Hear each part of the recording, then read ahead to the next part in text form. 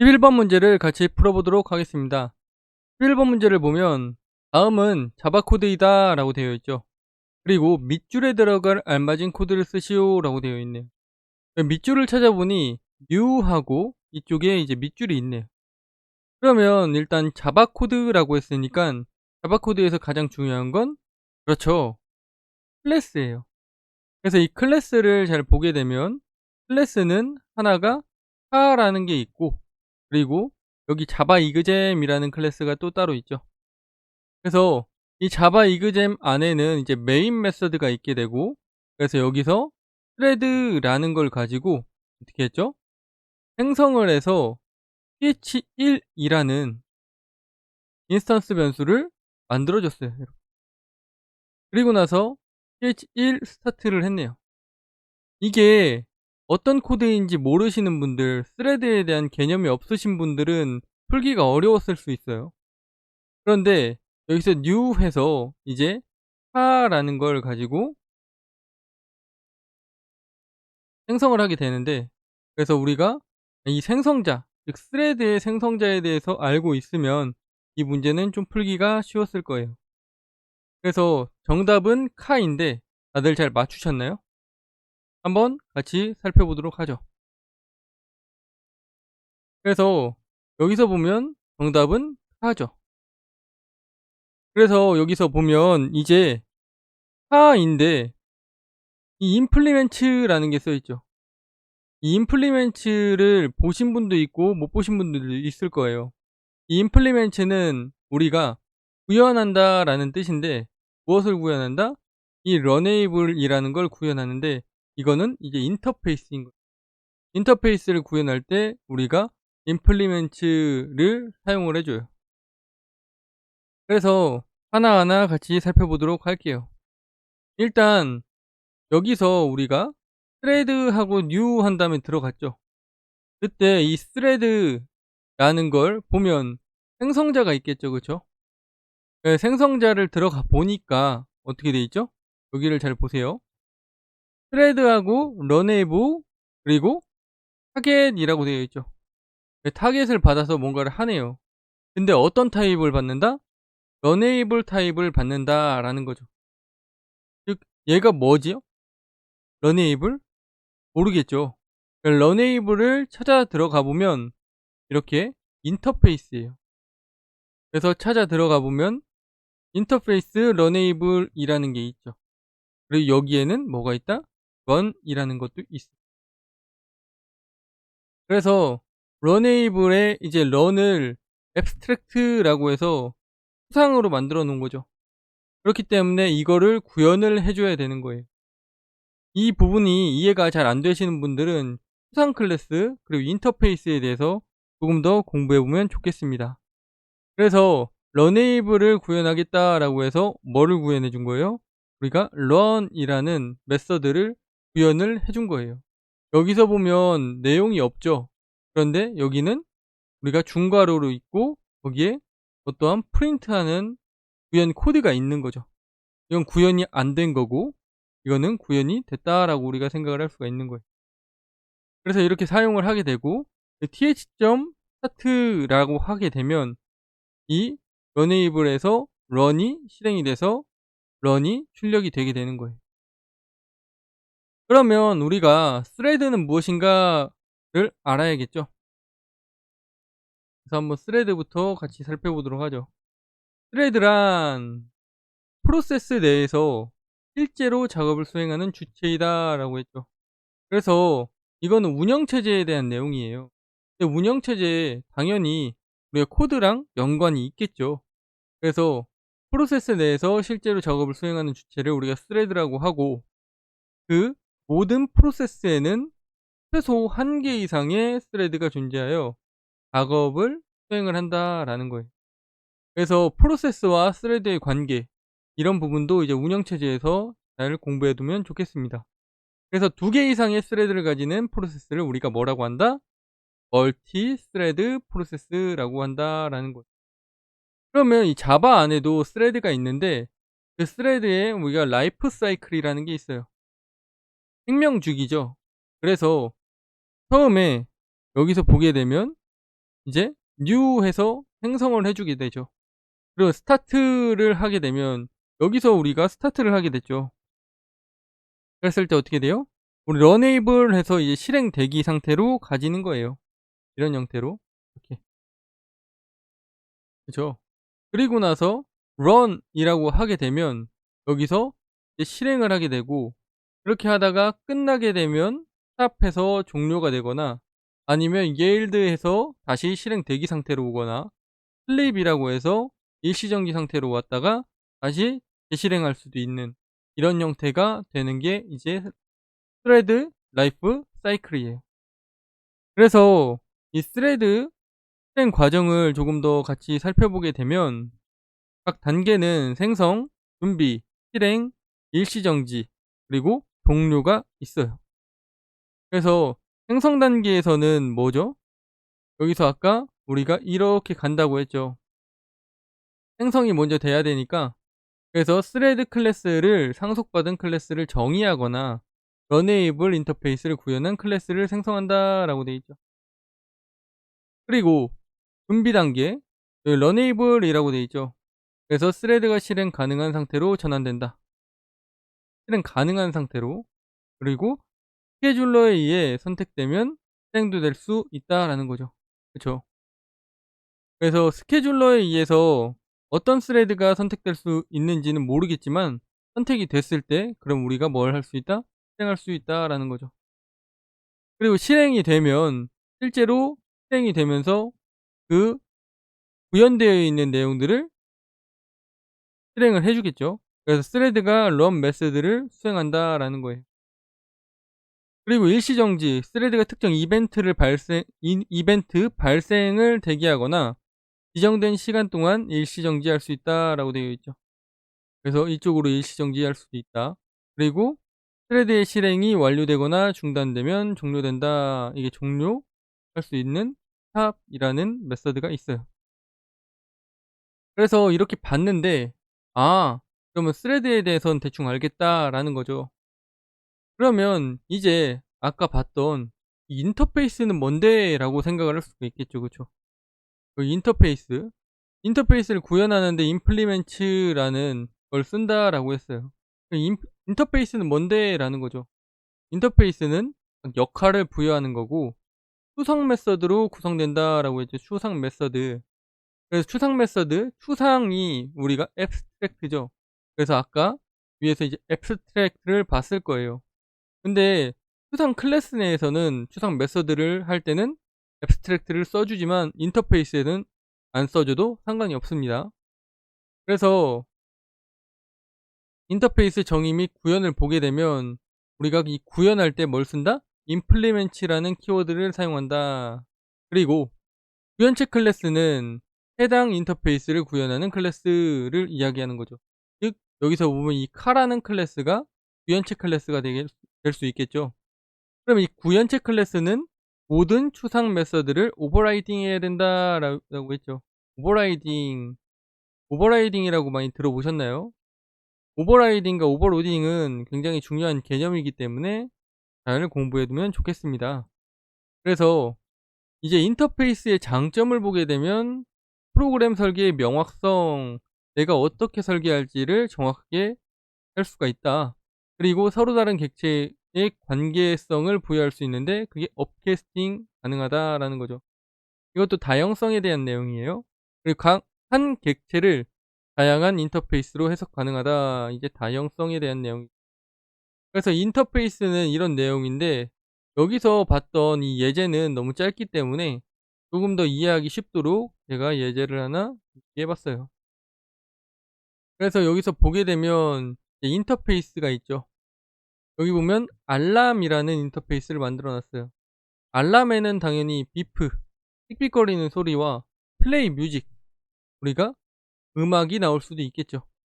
이런 기능들을 가지고 있는 거예요. 그리고 임플리멘트로 해서 우리가 스마트폰에서 이 알람 기능을 사용하겠다라는 거죠. 그래서 그러려고 하면 임플리멘트에서 알람을 이제 우리가 구현을 해줘야 되는 거예요. 그랬을 때 두 개 다 구현을 해줘야 되기 때문에 비프 해서 이렇게 구현을 해 줬고, 여기 플레이 뮤직도 이렇게 구현을 해준 거예요. 이렇게 하게 되면 어떻게 돼요? 인터페이스의 장점. 여기서는 이제 스마트폰이었지만 스마트폰뿐만 아니라 우리가 전자시계라든가 이런 알람 시계, 이런 것들도 어떻게 할 수 있다? 이 인터페이스를 만들어 놓고 이 기능을 가져다가 쓸 수 있는 거예요. 그래서 이제 업캐스팅이라는 말이 나오게 되죠. 업캐스팅. 업캐스팅이라는 것도 한번 같이 살펴보도록 할게요. 업캐스팅을 알기 전에 우리가 오버라이딩이라고 이야기를 했어요. 잘 아시는 분들도 있겠지만 처음 들어보는 사람들도 있을 수도 있어요. 그래서 자바 다형성과 메서드 오버라이딩이라고 있죠. 그럼 다형성이라는 게 뭐냐라는 거예요. 우리가 영어로는 폴리모피즘이라고 해서 이제 다양한 형태로 존재할 수 있다라는 거예요. 즉 객체들의 타입이 다르면 똑같은 메시지가 전달되더라도 서로 다른 동작을 하는 걸 우리가 다형성이라고 해요. 타입이 다르다. 그러면 같은 메시지가 다른 동작을 하도록 만들어주는 걸 우리가 여기서 자바에서 다형성이라고 표현을 하는 거예요. 그래서 메서드 오브 라이딩을 보게 되면 서브 클래스에서 필요에 따라 상속된 메서드를 재정의하는 것이라고 했죠. 키워드 재정의라는 거예요. 그리고 서브 클래스에 동일한 메서드가 있으면 서브 클래스의 메서드를 실행한다. 이제 서브 클래스, 슈퍼 클래스에 대한 개념이 명확치 않다라는 분들은 뭘 알아야 되냐? 상속에 대한 개념을 알아야 합니다. 그거 꼭 공부해 보세요. 그리고 슈퍼 클래스 메서드를 우리가 여기서 중요한 단어가 나왔네요. 무시한다. 이게 오버라이딩이에요. 무시한다. 그 서브 클래스 메서드를 실행한다라는 거예요. 그래서 이 무시라는 키워드 그리고 재정의라는 키워드가 굉장히 중요합니다. 이 조건은 메서드의 이름, 반환형, 그 매개 변수의 개수 및 데이터 타입이 일치해야 된다라는 거예요. 한번 같이 오버라이딩에 대한 예제를 보도록 할게요. 여기서 클래스에 잘 안 보이겠지만 이게 랭귀지라는 클래스예요. 랭귀지라는 클래스에는 우리가 greeting이라고 해서 인사를 해라라는 거죠. 인사 메소드를 만들어 놨는데, 그러니까 그냥 어떠한 언어인지 모르니까 그냥 한국어로 단순하게 그냥 인사하세요라고 출력하는 걸 구현을 해 놨어요. 근데 이제 클래스에 코리안이라는 게 있죠. 그리고 여기 보면 아메리칸, 여기 재패니스라는 걸 만들어 놨어요. 그래서 이거를 우리가 상속받고 있죠. 이렇게.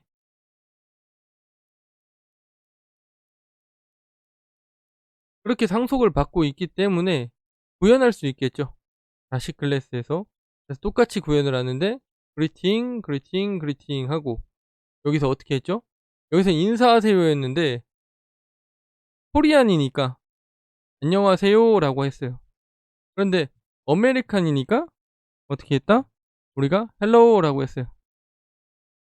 그리고 재패니스니까 konnichiwa라고 나올 수 있도록 이렇게 구현을 해준 거예요. 이렇게 하는 방식이 뭐다? 메서드 오버라이딩이다라는 거예요. 그리고 이제 이 오버라이딩을 사용하기 위해서는 우리가 업캐스팅에 대한 개념을 알아야 해요. 그래서 업캐스팅도 준비를 해 봤어요. 그래서 이제 업캐스팅을 보게 되면 여기서 우리가 이제 업캐스팅이라고 되어 있죠. 캐스팅은 어떤 걸 변환시키는 거예요. 그래서 뭐 C 언어에서도 캐스팅이라는 게 타입을 변환시키는 거죠. 업캐스팅, 상위 타입으로 변환한다라고 생각하시면 좋아요. 그래서 이제 업캐스팅 보면 서브 클래스의 레퍼런스를 슈퍼 클래스의 레퍼런스에 대입을 한다라는 거예요. 그래서 슈퍼 클래스 레퍼런스로 서브 클래스의 객체를 가리킨다라는 거죠. 그래서 어떻게 하냐? 여기 오버라이딩 이그잼이라는 클래스를 잘 보게 되면 여기는 아까 제가 만들었던 거, 이 위에 있는 거, 그거를 그대로 이렇게 코드로 옮겨 놓은 거예요. 그렇게 해서 클래스가 하나, 둘, 셋, 네 개가 있고 그 4개의 클래스 중에 3개는 랭귀지라는 클래스를 이렇게 상속을 받는 형태로 구현이 되어 있는 거예요. 그랬을 때 메인을 살펴봐야겠죠. 메인을 보게 되면 랭귀지하고 랭부터 랭1, 랭2, 랭3 이라는 인스턴스 변수를 만들었어요. 그래 놓고 우리가 new 해서 여기는 랭귀지이지만 그 아래부터 한번 보면 이게 코리안, 아메리칸, 재패니스 이렇게 해서 생성하는 게 다르죠. 즉 랭귀지가 더 상위에 있고 코리안은 하위에 있죠. 아메리칸도 그렇고 재패니스도 그렇고. 그렇게 했을 때 랭귀지에 대해서는 어떻게 나온다? 세 번째 줄. 즉 이 인사하세요가 그대로 그냥 나오는 거예요, 이렇게. 그런데 어떻게 했죠? 이거는 이제 여기 랭.greeting 했을 때는 인사하세요가 나오고 그다음에 랭.greeting이 아니라 랭1.greeting을 했을 때는 어떻게 되죠? 지금 이 코리안을 가리키고 있기 때문에 어 같은 게 있죠. 그러면 어떻게 한다? 자식 클래스에 있는 걸 호출하는 거예요. 그러니깐 자식이기는 부모 없다라는 것처럼 자식이 똑같은 걸 만들어 놓으면 자식이 하는 거를 이제 실행을 해 주는 거예요. 즉 부모의 이 메서드를 무시하게 되는 거죠. 그런데 자식이 이걸 구현을 안 해 놨다. 그럼 어떻게 해요? 당연히 부모 걸 호출하게 되는 거예요. 그리고 랭2.greeting 이라고 했죠. 그렇게 하면 랭2는 아메리칸이죠. 그래서 헬로우가 여기 잘 나오게 되는 거예요. 그쵸? 그리고 나서 랭3. 했을 때 어떻게 돼요? greeting 했죠. 그러니까 당연히 여기서도 하는데 이걸 출력하기 전에 여기에 슈퍼라는 예약어가 있죠. 슈퍼는 내 상위 클래스, 즉 내 부모 클래스를 가리키는 거예요. 그럼 랭귀지죠. 랭귀지.greeting 한 거랑 같은 거예요. 그래서 여기 있는 인사하세요가 이쪽에 먼저 출력이 되고 그다음에 곤니찌와가 출력이 되는 형태가 되는 거예요. 그래서 이 예제를 통해서 좀 자바 업캐스팅에 대해서 잘 이해했으면 좋겠습니다. 그래서 우리가 무엇을 살펴봤냐? 이 간단한 자바 코드지만 우리가 알아야 되는 개념은 스레드에 대한 거, 그리고 인터페이스에 대한 거, 그리고 인터페이스에서 우리가 어떤 게 있었죠? 이런 식으로 구현을 하기 위해서 수상에 대한 개념, 그리고 가형성에 대한 개념, 오버라이딩에 대한 개념까지도 우리가 잘 알고 있어야 돼요. 그래서 이런 식으로 업캐스팅까지 잘 이해하면 좋겠습니다. 꼭 공부 한번 해보세요. 12번 문제를 같이 풀어보도록 하겠습니다. 12번 문제를 보면 다음에서 설명하는 단위 테스트 도구를 쓰시오 라고 했죠. 단위 테스트 어디서 많이 들어보지 않았나요? 그렇죠. 우리가 V모델이라고 있었죠. V모델. 거기에서 단위 테스트라는 단어를 들어봤을 거예요. 즉 우리가 코딩 구현을 다 끝내고 나서 테스트를 할 때 단위 테스트, 그 다음에 어떤 게 있죠? 그렇죠. 통합 테스트, 그리고 시스템 테스트, 그리고 인수 테스트가 있었죠. 이런 형태로 있죠. 그래서 단위, 통합, 시스템, 인수 테스트 이런 식으로 있는데 그때 이 단위 테스트를 할 때 어떠한 도구를 쓰는지를 알고 있으면 좋을 것 같아요. 한번 살펴보도록 하죠. 자바 언어를 위한 단위 테스트 프레임워크로서 일단 자바 언어라고 나와 있네요. 우리가 자바로만 코딩하진 않겠죠. 그리고 자바로만 코딩하지 않기 때문에 다양한 단위 테스트 도구가 있겠죠. 근데 이거는 자바 언어를 위한 거다라는 거죠. 그래서 자바 언어에서 테스트 코드를 작성하고 실행하기 위한 API와 도구를 제공한다라고 했어요. 그리고 개발자가 테스트 케이스를 작성하고 실행하여 코드의 동작을 확인하는 데 도움을 주는 강력한 도구이다 라고 되어 있습니다. 정답이 무엇인지 알겠나요? 정답은 JUnit입니다. 한번 같이 보도록 하죠. 이렇게 JUnit인데 JUnit도 이제 버전이 있어요. 그래서 이제 뭐 5버전, 4버전 이런 식으로 현재 5버전 궁금하면 이 링크를 하고 들어가서 보셔도 됩니다. 그래서 우리가 일반적으로 만들 때 자바를 코딩을 하겠다. 그럼 IDE를 일반적으로 이클립스를 많이 쓰게 돼요. 그리고 큰 회사 같은 경우에 인텔리제이도 유료로 쓰기도 하죠. 그래서 이클립스에서 우리가 JUnit을 설치를 할 수가 있는데 이런 형태로 라이브러리를 들어가는 거예요. 환경 설정에서. 여기서 add 라이브러리를 하게 되면 이런 식으로 뭘 설치할 수 있다? JUnit을 설치할 수가 있어요. 그래서 JUnit을 설치하겠다라고 해서 넥스트를 하게 되면 JUnit 여기서는 이제 4버전인 거죠. 4버전을 선택을 해줬다 하면 이게 JUnit이 jar 파일이 어디에 있는지 이렇게 찾아줘야 되는 거예요. 그리고 나서 우리가 finish 하게 되면 어떻게 된다? 여기에 이제 JUnit이 설치가 된 걸 볼 수가 있어요. 사용하는 방법도 어노테이션 가지고 이렇게 쓸 수가 있는데 그런 부분들은 이제 조금 더 하나하나 공부를 해보면 좋긴 하지만 정보 처리 기사에서는 이게 테스트 도구가 무엇인지 이 정도만 알고 넘어가면 좋겠습니다.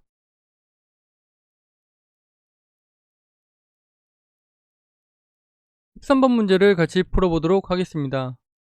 13번 문제를 보면 다음 중 블랙박스 테스트 기법 3가지를 찾아 쓰시오 라고 했어요. 그렇죠?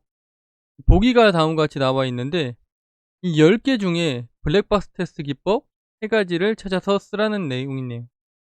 이런 식으로 내가 한국어로는 알고 있지만 영어로 헷갈릴 수가 있어요. 그렇기 때문에 영어로도 꼭 같이 외워두면 좋겠습니다.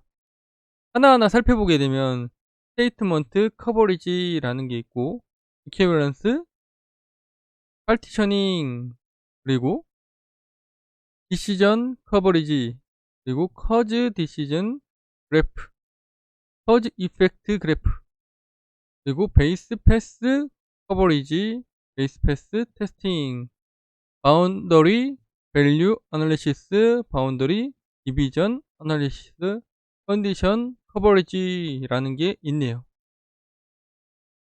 일단 이런 문제가 나왔다라고 하면 커버리지는 뭐가 떠오르죠? 커버리지는 그렇죠. 화이트 박스가 떠올라야 돼요. 블랙 박스는 아니구나 라고 생각해서 이런 식으로 지워주는 것도 좋습니다. 그럼 선택지가 좁아졌죠. 거기에서 우리가 뭐 경계값 분석이라든가 다양한 것들이 있죠. 그래서 한번 같이 살펴보도록 할게요. 정답 다 맞추셨나요? 정답은 이퀴밸런스 파티셔닝. 그래서 이거, 그리고 바운더리 밸류 여기, 그리고 뭐죠? 이게 원인 효과 그래프죠. 원인 효과 그래프. 그래서 커즈 이펙트 그래프, 이렇게 3가지. 그래서 이거를 그대로 잘 따라 썼으면 됩니다. 그래서 우리가 블랙박스 테스트 기법 종류를 같이 한번 살펴보게 되면 기법은 다음과 같이 동등 분할, 경계값 분석, 원인 효과 그래프, 결정 테이블, 상태 전이, 오류 예측 검사, 비교 검사 이런 것들이 있어요. 그래서 이 영문 표기법을 잘 알아두면 좋은데 이 영문 표기를 잘 모르게 되면 이런 문제 아깝게도 틀릴 수밖에 없겠죠. 내가 정확히 알고 있는데도 불구하고 일단 하나하나 보게 되면 동등 분할은 실제로 동등하게 분할을 해주는 거죠. 입력 데이터를 동등한 그룹으로 나누고 각 그룹에서 대표 값을 선택한다. 이런 특징이 있죠. 그래서 테스트 케이스를 작성하는 기법. 그리고 경계값 분석은 어떻게 해요? 입력 데이터의 경계값과 그 주변 값을 중점적으로 테스트하는 기법이라고 했죠. 그 경계선이 있는데 그 경계에서 어떠한 값이 A에서 B로 바뀐다. 그러면 그 근처에서 테스트를 하는 거죠. 왜냐면 거기서 오류 날 가능성이 크기 때문에 그래요. 그리고 원인 효과 그래프, 시스템의 입력과 출력 간의 원인과 효과를 그래프로 표현하여 테스트 케이스를 생성하는 기법. 이런 걸 우리가 원인 효과 그래프라고 이야기해요. 결정 테이블, 조건과 동작을 표로 정리해요. 그리고 나서 조건, 조합에 따라 테스트 케이스를 작성하는 기법. 이런 식으로 다양한 것들이 쭉 있어요. 상태 전이 모델로 하고, 그 경험과 직관을 기반으로 잠재적 오류를 예측하는 오류 예측 검사. 비교 검사는 동일한 입력으로 2개 이상의 시스템 또는 버전을 실행하여 결과를 비교하는 기법이라고 되어 있죠. 즉 같은 입력 값으로 여러 시스템에서 그 각 버전들을 테스트하는 걸 우리가 비교 검사라고 해요. 그런데 여기에 모든 것을 다 살펴보기는 힘들고 블랙박스 테스트 기법 예시 몇 가지만 살펴보도록 할게요. 블랙박스 테스트 기법 예시를 잘 보게 되면 여기 큐밸런스, 파티셔닝이라고 했죠. 그래서 우리가 초점 관리 시스템 예제를 한번 가져와 봤어요.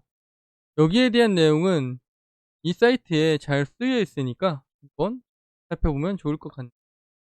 그래서 학점을 A, B, C, D, F라고 하고 거기에 대해서 어떻게 했죠? 이런 식으로 구간을 나눠줬어요. 그쵸? 그래서 이런 식으로 구간을 나눠주고 거기에 대표값을 설정을 한 거죠. 하나는 98, 하나는 86, 하나는 75, 하나는 62, 54. 그리고 이거 넘어가는 거 102, 그리고 넘어가는 거 마이너스 5. 이런 형태로 우리가 대표값을 설정한다라는 거예요. 입력 데이터를 했을 때 예상 결과. 이게 뭐죠? 우리가 테스트 케이스를 만들어 놓고 제대로 예상 결과대로 나오는지 보는 거죠. 내가 이런 걸 만들어 놓고 이 프로그램에서 98이라고 입력을 하면 예상 결과가 A이기 때문에 A가 나왔는지 B가 나왔는지 이런 걸 테스트해서 패스, 노패스를 해줄 수가 있겠죠. 이런 식으로 되는 게 우리가 뭐다? 블랙박스 테스트 중에 동등분할이라고 생각하면 좋겠습니다. 그리고 바운더리 밸류 아날리시스라고 해서 경계값 분석이죠. 경계값 분석. 아까와 같이 A, B, C, D, F가 있는데 그때 여기선 100을 넘어가면 A는 아니겠죠. 그리고 90보다 작아지면 B가 되겠죠. 그쵸? 그러다 보니까 경계값 여기 89, 91, 90 이런 식으로 해서 경계 근처에 있는 값을 가지고 이야기를 하는 거예요. 이런 형태로. 그래서 입력 데이터를 해보고 그때 예상 결과가 A가 잘 나오는지 B가 잘 나오는지 이런 것들을 판단을 하는 거죠.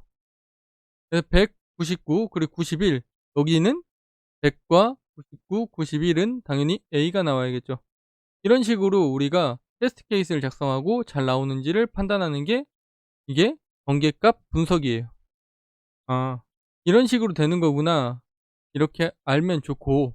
그리고 뭐 투 밸류, 뭐 원 밸류 이야기하는데 그 부분은 이제 경계값에서 두 개를 뺄 건지 두 개만 이렇게 선택을 해서 판단을 할 건지 하나만 판단할 건지 쓰리 밸류는 세 개를 다 보는 거예요. 그런 식으로 보는 걸 우리가 투 밸류, 쓰리 밸류라고 이야기한다라고 생각하면 좋을 것 같아요. 그리고 이제 화이트 박스 테스트 기법은 이런 식으로 커버리지라는 단어가 쭉 나와요. 그래서 어디까지가 커버가 가능한지를 보게 되는 거예요. 대표적으로 이제 결정 커버리지, 구문 커버리지, 조건 커버리지를 기반으로 조건 커버리지, 변경 조건 커버리지, 다중 조건 커버리지, 경로 커버리지, 전체 경로를 보는 거예요. 그래서 화이트 박스 테스트 기법은 이런 게 있구나를 알면 좋고 여기에 대한 자세한 부분은 22년 3회 6번 문제를 참고하면 좋겠습니다.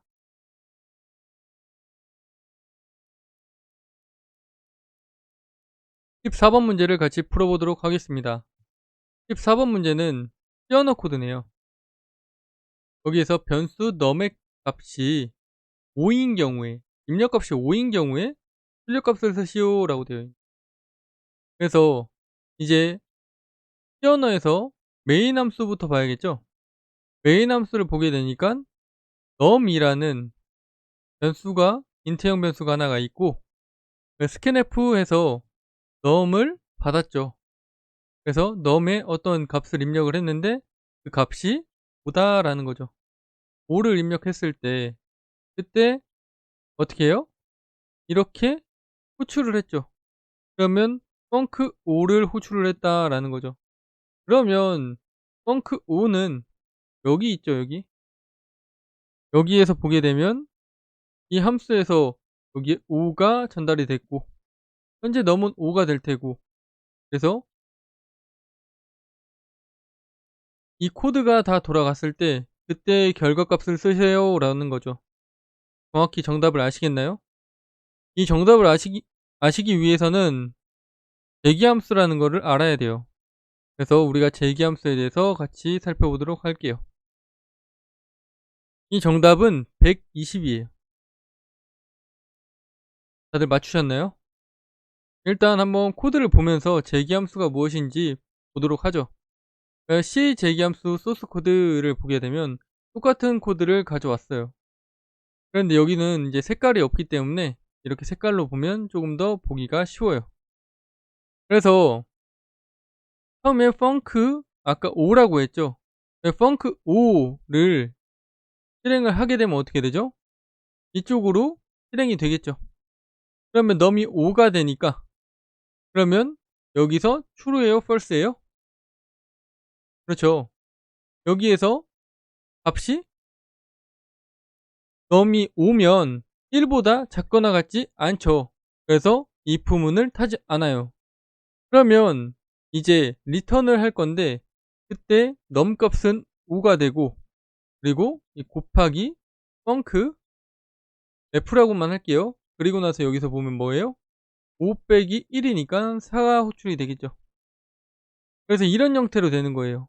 그래서 요렇게 호출이 되겠다라는 거죠. 그러면 어떻게 되죠? func4를 다시 호출을 하죠.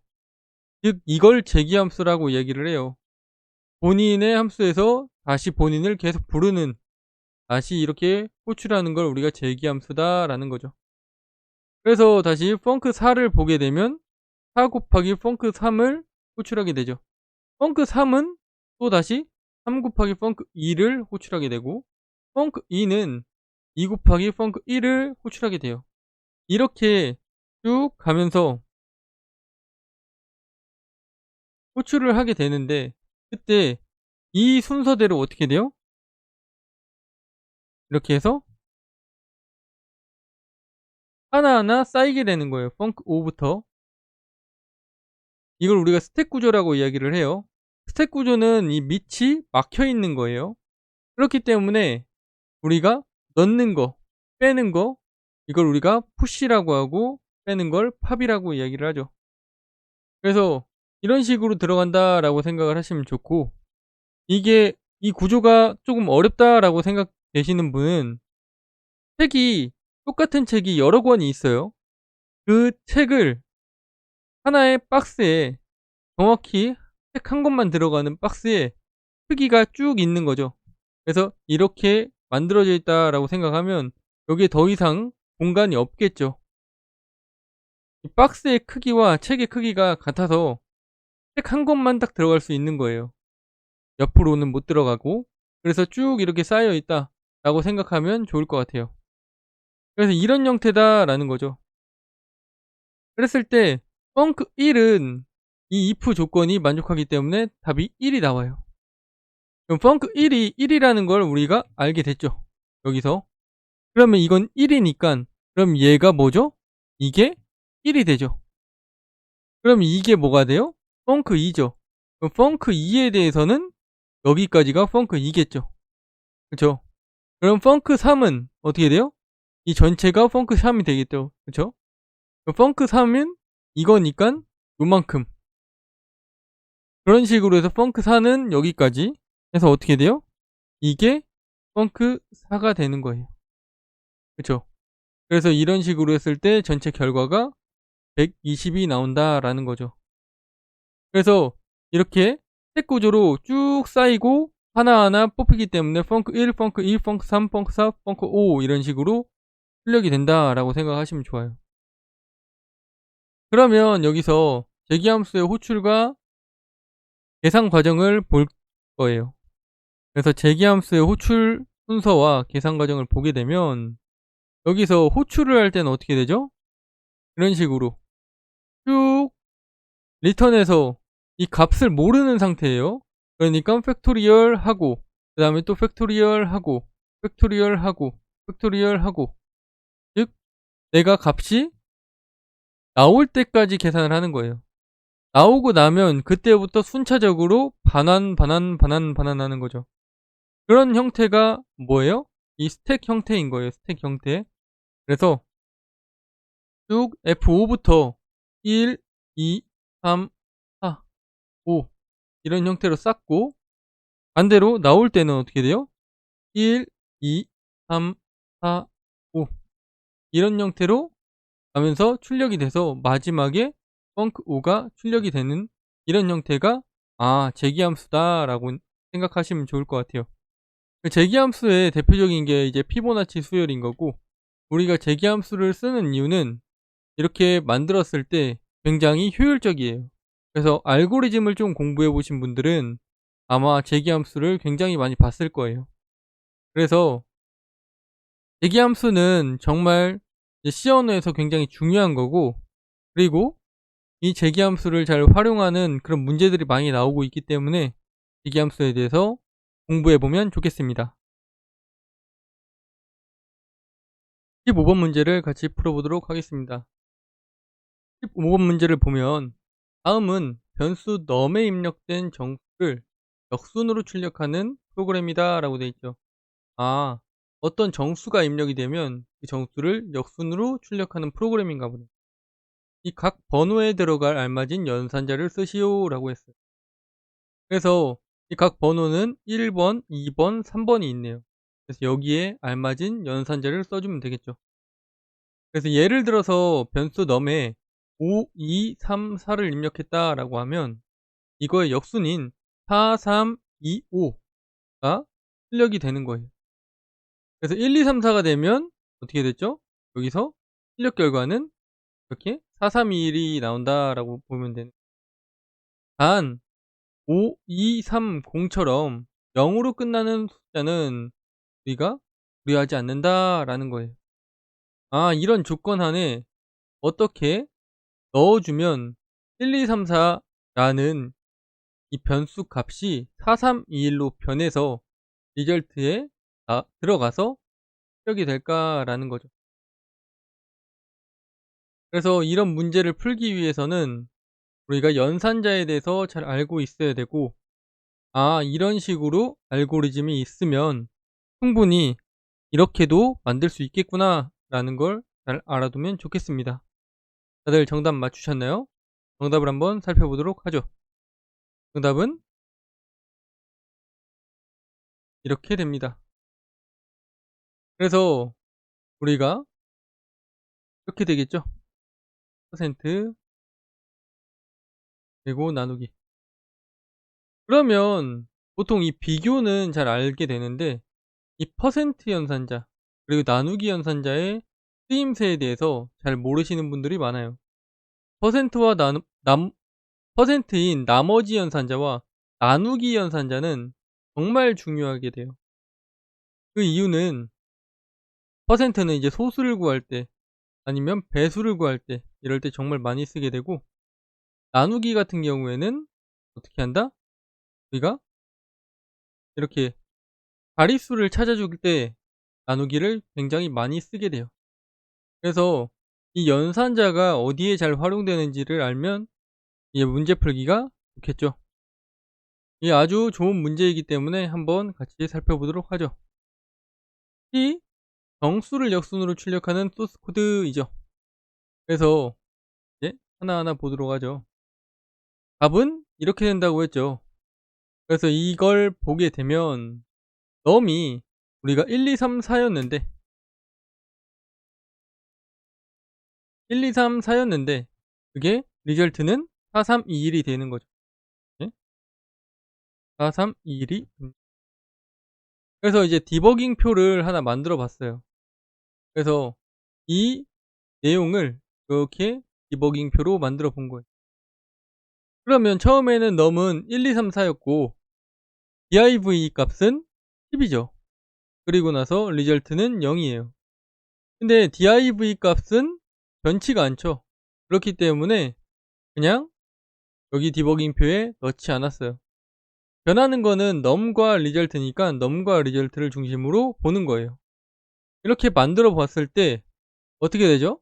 처음에 1, 2, 3, 4를 들어가면 우리가 while문이 true가 되니까 안에 실행이 되겠죠. 그래서 실행하는 결과를 한번 살펴보게 되면 리절트는 처음에 초기값이 0이죠. 그래서 0 곱하기 div 10 했을 때 0이 나오게 돼요. 그렇죠? 그리고 그 다음 줄에서는 어떻게 되죠? 0 더하기 1, 2, 3, 4 퍼센트 10을 해서 4를 찾는 거예요. 그리고 나서 여기서 나눠줬죠.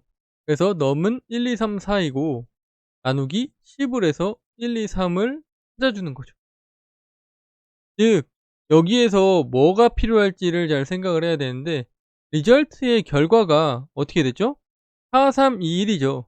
그러면 우리가 어떻게 해서든 1의 자리, 10의 자리, 100의 자리, 1000의 자리의 값을 찾아줘야겠죠. 찾아주기 위해서 어떻게 해줬다? 우리가 나머지로 계산을 해주는 거죠. 그래서 퍼센트 10을 해주게 되면 뭐가 남겠어요? 우리가 0부터 9까지가 나머지이기 때문에 그게 1의 자리만 남겠죠. 그래서 1의 자리 값이 나오는 거예요. 그렇죠? 그리고 나서 어떻게 했죠? 여기서 보게 되면 다시 돌아갔죠. 왜? num이 아직까지 어떤 값이에요? 123이죠. 그래서 다시 또 들어갔어요. 그리고 나서 리절트는 4죠. 그래서 4 곱하기 10 해서 40을 만들어주는 거예요. 왜? 여기서 뭐를 해주는 거예요? 그렇죠. 얘는 점점 자릿수가 커져야겠죠. 4, 40, 430, 400, 4320 이런 형태로. 왜 그럴까요? 이 4가 결국엔 4000대까지 가야 되기 때문에 곱하기 10, 곱하기 10, 곱하기 10을 해주는 거예요. 그래서 일단 이런 형태구나, 이런 로직을 잘 알고 있으면 좋고, 몰라도 하나하나 생각해보면서 풀면 충분히 풀 수 있는 문제예요. 여기서 봤을 때 리절트가 이제 현재 40이라는 값이 됐죠. 그래서 40 더하기 그 다음에 현재 num은 123이죠. 123% 10을 하게 되면 어떻게 된다? 3이라는 값이 나오죠. 이게 3이라는 값. 그래서 40 더하기 3 해서 43 이렇게 구해주는 거예요. 즉 여기서 뒤로부터 가게 되면 앞에서부터 하나하나 된다라고 생각을 할 수가 있겠죠. 그리고 나서 우리가 123에서 이제 뭘 추출했어요? 12를 추출했죠. 이게 12.3이라고 생각하시는 분들도 있을 수 있어요. 하지만 num과 div가 뭐죠? 둘 다 int형 타입이죠. int 타입끼리 했을 때는 결과도 int 타입이다. 이게 C 언어의 문법 중에 하나죠. 그래서 그런 문법을 정확히 알고 있어야 돼요. 그리고 나서 리절트에서 지금 현재 43이죠. 43 곱하기 10을 하면 430이 됐죠. 그리고 나서 430에다가 퍼센트 어떻게 했어요? 12% 10을 했죠. 그러니까 얘는 뭐가 돼요? 이게 2가 됐죠. 그래서 432가 되는 거예요. 그리고 나서 이제 12 나누기 10을 해서 1이라는 값을 찾아냈죠. 그리고 나서 432라는 값에서 곱하기 10을 하게 되니까 4320이 되고, 그리고 나서 마지막이죠. 4320에서 어떻게 했어요? 1% 10을 했죠. 그러면 결과적으로 1% 10은 나머지가 1이겠죠. 그래서 1이 되고, 그래서 4321로 바뀌는 거예요. 그리고 나서 나누게 되니까 어떻게 되죠? 10분의 1이니까 0.1. 그래서 소수점을 빼고 0만 남는 거예요. 그죠? 0이면 어떻게 돼요? 이렇게. 그죠? 0일 때 while 조건을 만족하지 않죠. 그러면 그때 리절트를 출력해라 라니까 이 리절트가 어떻게 돼 있어요? 이게 정답인 거죠. 요거. 이렇게 되는 거예요. 그리고 여기서 이것뿐만 아니라 복수 정답이 될 수 있겠죠. 왜? 0이 되기 때문에 이렇게 우리가 같다라는 표시를 해도 넘이 0과 같으면 그만해라 라는 것도 말이 될 수 있겠죠. 그래서 우리가 이런 문제들이 많이 나올 수가 있는데 이 연산자에 대한 거는 연산자 우선순위를 첫 번째 잘 알아둬야 되고 두 번째는 나누기 연산자와 나머지 연산자의 차이점 그리고 활용법을 잘 알고 있으면 좋아요. 나누기 연산자 같은 경우에는 정수에 대하여 나누기 연산자를 사용하면 소수점 이하는 버리고 그걸 우리가 트렁케이션이라고 해요. 그리고 몫을 정수로만 구한다 라고 되어 있죠. 나머지 연산자는 정수형에 대해서만 사용 가능하다라고 되어 있어요. 정수에 대한 나누기와 나머지 연산이 있죠. 그래서 수학에서의 나누기는 이렇게 하면 어떻게 되죠? 우리가 소수점까지도 다 계산을 하게 되죠. 근데 C 언어는 달라요. C 언어는 어떤 걸 안 한다?